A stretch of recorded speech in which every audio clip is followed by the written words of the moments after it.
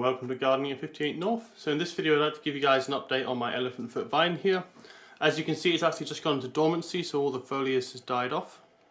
It did actually grow quite well at the beginning, and it grew right to the top of the trellising. I think the last time I showed you an update it was just starting to grow into the trellising, and I had to extend it basically because it was getting so large. And this is as big as I can make it for the window I have, because this is about the same size as the window. So if I wanted to have an even larger bit of trellising, I'd have to find somewhere else in the flat for it to go. But it grew quite well. As you can see, it covered a lot. It did actually cover a lot more than this. A lot of the leaves have since fallen off, and just in the last couple of weeks it's completely died back. There was some greenery still on here a couple of weeks ago, but it's completely gone dormant now. So what happens with the elephant foot vine is it goes through these cycles of dormancy and growth. What it does is it sends out new growth. It covers the whole frame quite quickly with leaves. Then what happens is it just kind of keeps the leaves for several months, absorbing as much energy as it can through the sun, puts all the energy into the tuber. That's when the tuber starts to grow, and then after a few months the whole top half dies off. Cut this back and it's just a dormant tuber for several months until it decides to grow again. So this is a dormant phase, and since I had the last video update, it did grow well, cover the frame, but what happened is I had a lot of aphids. I also had some thrips, and the aphids were by far the worst. They really damaged the plant. They stunted its growth. I actually lost quite a lot of the leaves, and it wasn't able to grow any new ones because it had just finished its growth phase. So a lot of the leaves died off, unfortunately, and it was really badly injured. So it didn't have as many green leaves as it should have had. Probably about 1/4 of all these leaves was green, the rest had all gone brown. So it didn't do too well. But luckily the green leaves are generally on the outside because they were the last ones to grow. So the old dead ones weren't really shading it too much.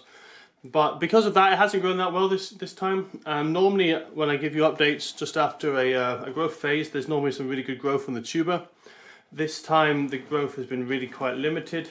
The tuber is about the same size as it was last time it came into growth. Normally there's quite a good expansion. So I'm hoping next time I can keep the aphids at bay. I won't have such a big issue.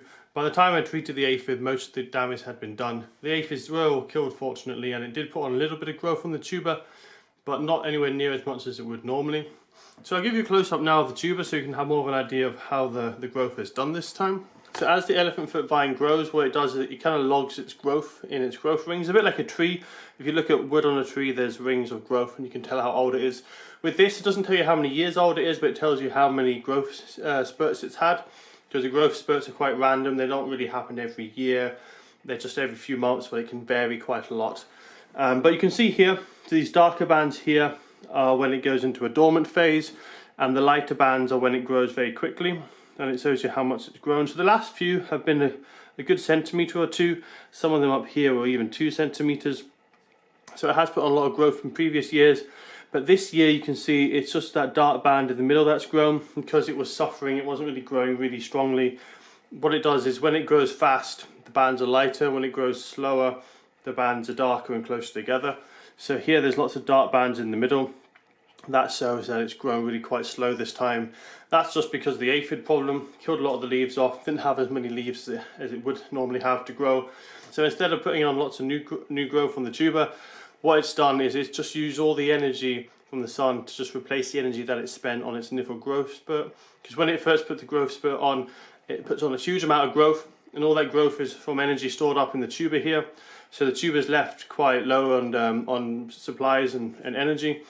So what it does is it stores all that energy that it makes from the sun as carbohydrate in the tuber. And once the tuber's stores are full of carbohydrate, then it can start expanding the size of the tuber. But what's happened this year is it just about filled up the energy reserves, and then it was the end of the growing period. So it didn't put on much new growth this year, but it will give it an interesting dark band to the tuber as time goes on. This dark band will come further out into these kind of lumpy bits as the new growth comes through. So we'll get some interesting dark bands on that from that growth spell that we've just had, instead of these lighter bands that we normally have. So that's the only really positive out of this, is I'm going to have some more interesting colours and patterns on it. It is a shame that it hasn't grown this well this time, but I'm hoping next time if I can keep on top of the aphids, it shouldn't be a problem. So I'll probably give you guys an update when this comes back into growth again. I'm expecting it to be quite a while. It is very random, as I say. Sometimes it's only a month it stays dormant, other times it can stay dormant for almost 6 months. It is coming into the summer period, and generally what this plant does is it stays dormant normally in the summer. Where it comes from in the wild, it's very hot and dry in the summer, so it's not good for growing. So what it does is it goes dormant so it doesn't have to waste any water with leaves. And when it gets cooler and damper in the winter, then it puts on lots of growth and it makes the most of the water that's available. So we'll see how it does. I'll put this in quite a cool position if I can. At the moment it's been in quite a warm sunny windowsill. I'm going to put it somewhere cooler, try and make it think it's probably going into autumn. That should encourage some more growth. The problem we do have in Scotland is over winter there's almost no light whatsoever.